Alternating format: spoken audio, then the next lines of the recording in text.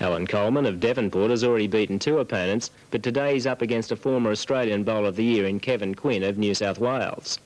Kevin carries a formidable 205 league average, and he won the 1984 Canberra Cup last Easter.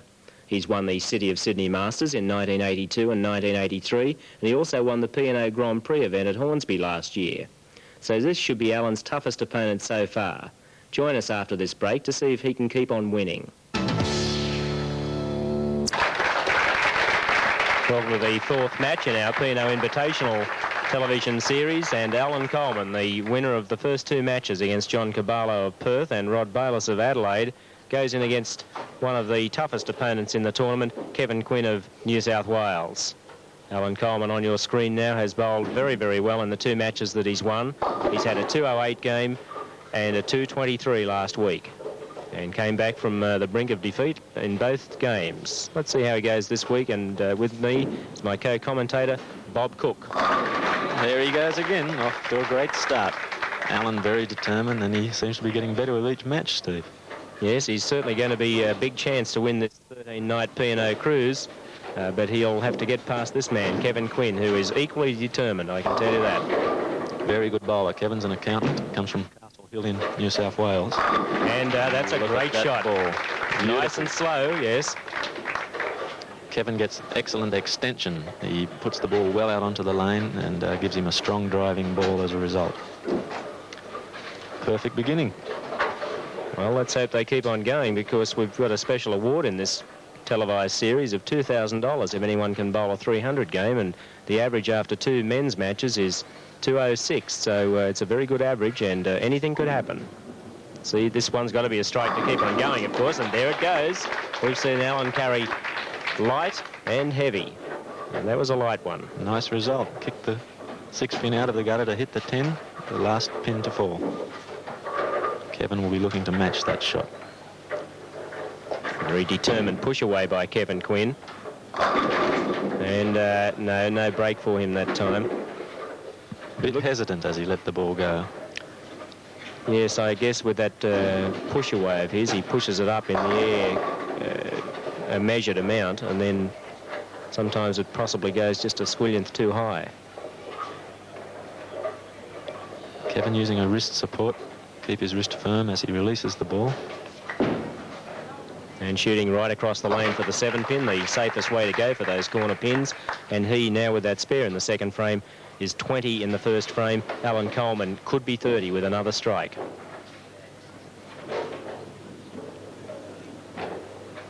Alan, the state record holder of a 3-game series in Tasmania, with a series of 702, an average of 234.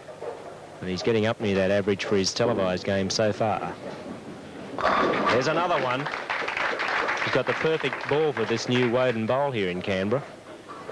Yes, direct into the pocket, not getting into any trouble, and he's bowling very accurately, putting a lot of pressure on Kevin Quinn early in the piece. Well, Kevin doesn't look too concerned about that. He's worried about his own game at the moment, and that one's going to be a strike as well.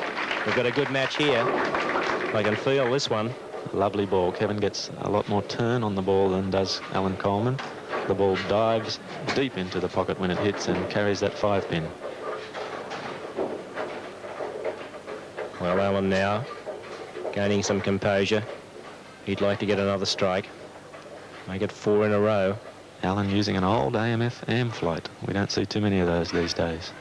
No, that one's right out of the arc, that ball. Oh, look at that rocking pin. But it's not going to go. Gee, bad break. Could have been 4 strikes in a row, and he could have been on his way to $2,000.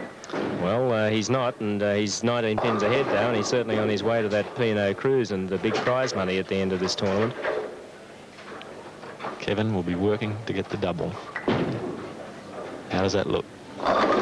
No, not quite. Didn't quite come up, and he did hit the head pin, but the ball finishing a little bit too late for him. That lane had been another couple of inches longer, Bobby, to have been a chance. A very exacting game, and exacting certainly then by Alan Coleman, surprisingly opening a frame. The first error he's had in the series so far. Yes, 10 pin's always a nemesis for bowlers. And that's a good one for Kevin. Good spare under pressure. Knowing that Allen had missed his spare, that was a great shot. That's a hard cluster of pins to pick up. Well, if Kevin can get a strike, he'll be 7 pins behind in the 4th frame, and Allen, of course, will be hoping to get a strike to put the pressure on Kevin. And that shows the benefit of spares in 10-pin bowling. Allen had 3 strikes in a row, but missed a spare, and he's only a matter of pins in front now. Yes, it's a cruel game sometimes.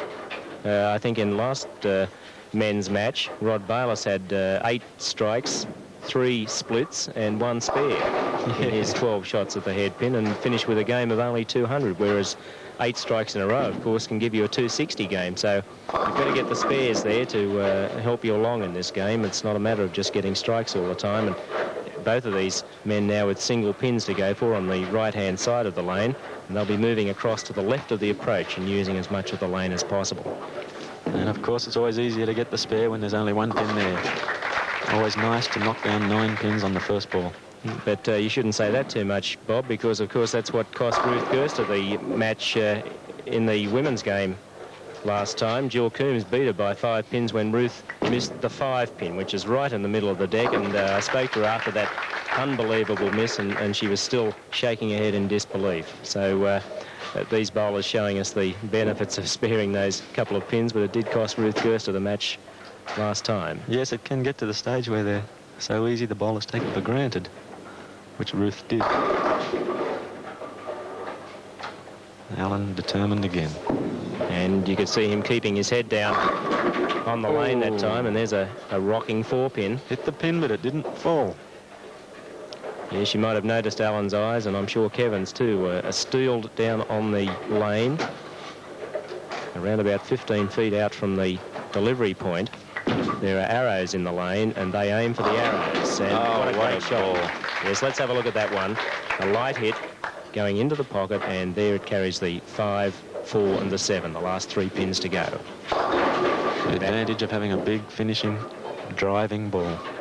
Well, we're back now with Allen, and only 7 pins the difference. 99 in the 5th frame for Kevin Quinn with a strike working, and Alan Coleman after that great opening turkey with a 9 miss and 2 spares. 7 pins ahead for Alan Coleman from Tasmania, and he's concentrating now, as is Kevin Quinn. Quinn needs a strike now to take a lead.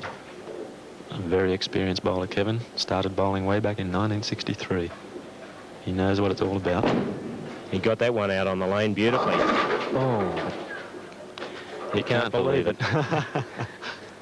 That was actually a better ball than it appeared. He got it out very well, and it came in so strong that it hit the head pin right on the nose. And that's a poor result. 4 pins still standing. Well, Alan gives him some breathing space, doesn't it?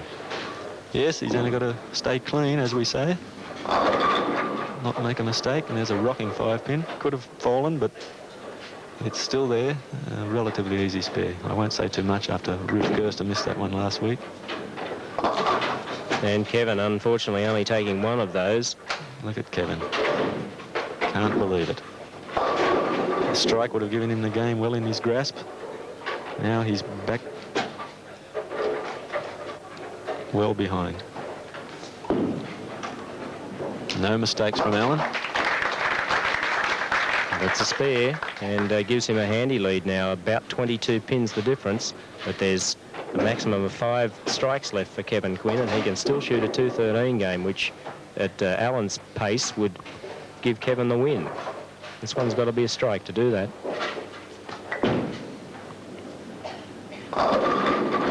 Not quite. Well, he's still got room for a 200. 203 is his maximum possible game now. And still trying to get over that unbelievable big 4 split that he just left, that looked to strike when it left his hand. And Coleman, the Tasmanian rep, is really doing his little state proud. I don't think it's quite a nation yet. No, not quite, but they do get upset when you don't talk about them being on the map. Well, he's certainly putting them on the bowling map here with a win over the 5th-seeded Rod Bayless and a possible win over the 4th-seeded Kevin Quinn. Yes, he's got a good lead, 21 pins, only 2 frames to bowl. Kevin needs the strikes. Alan's not making too many mistakes.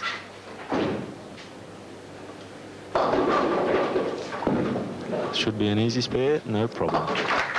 Well, I think there's a little bit of a problem coming into Alan's game all the same. He opened up with that 3 strikes, and then he's had 5 9s in a row, and he can't quite carry the way he was a few frames ago. So he'll have to take stock of the situation. Quinn, meanwhile, still has room for a 203, which is around about his league average in Sydney.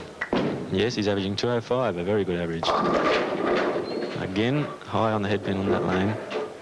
Left 2 out of the last big 4 that he left. This time it's a lot more easy to convert. Yes, I'm sure he'll be able to cover this one, but that, of course, without a strike, brings his potential game down to a 191. And each time he doesn't strike, it gives Alan just that little bit more up his sleeve. Alan will be looking for a strike on this shot. He takes a long approach, Coleman. Yes, right from the back. Uses it to good advantage. It's a 15-foot approach. And he struck there and screamed with delight when he let it go. He knew it was going right into the Brooklyn. I think he's yelling those pins over, Steve. And that's a spare for Quinn. Well, Quinn can still shoot 191, and Coleman's not a winner yet. He's got to spare this 10th frame, or, of course, he can strike out to bowl his highest game so far of 224. So an important 10th frame for Coleman. Coleman taking plenty of time on this one. He knows he's got to throw a good first ball, and I'm sure he's going to go for broke and try and shut the gate. Taking a deep breath. It's an important shot. One game of 10-pin bowling can be won on 1 ball. Needs a strike. Yes, and he's got it, and what a strike it was to win his 3rd match. A beautiful strike. What a way to come home.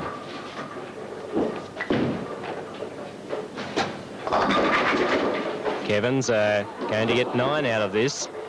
Those pins rocketed around the back of the pin deck, and he ended up with 9. But he's going to be disappointed with this because his maximum game now is only a 180, and that's about 25 pins under his current Sydney average for this 1984 Canberra Open winner, a former bowler of the year.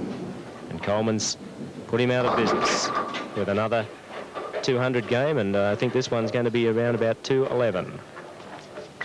Kevin won that Canberra Open this year with a great 230 game against Eric Thompson of Victoria, but he couldn't match that here today, unfortunately.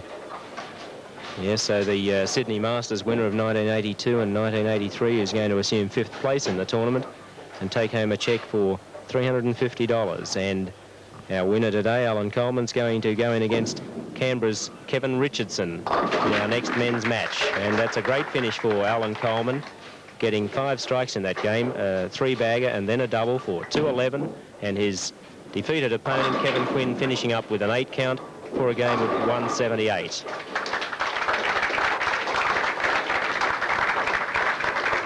Tasmanian champion Alan Coleman